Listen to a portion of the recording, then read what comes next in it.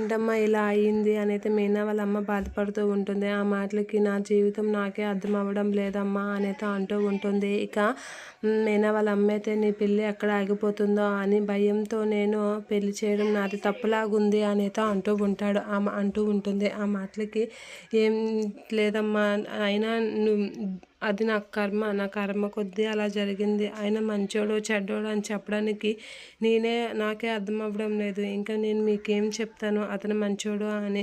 తను గడికొకలా ఉంటాడు. అతను ఏ సెటింగ్కి ఎలా ఉంటాడో చెప్పలేను. మంచోడని చెప్పలేను, అలాగని చెడ్డోడని చెప్పలేను.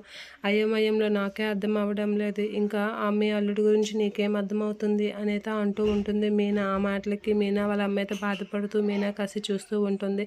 ఇక బాలు అయితే అతని దగ్గరికి వెళ్ళి డబ్బులు ఇస్తూ ఉంటాడు. అలా డబ్బులు ఇస్తూ లెక్కెడుతూ ఉంటే, మీలాగే ఒక కేసు తగిలింది నాకు, ఇంటి డాక్యుమెంట్స్ పెట్టి 15 లక్షలు తీసుకుంది. ఇక్కడ ట్విస్ట్ ఏంటంటే ఆవిడ ఇంట్లో ఎవరికి తెలియకుండా తీసుకుందంట.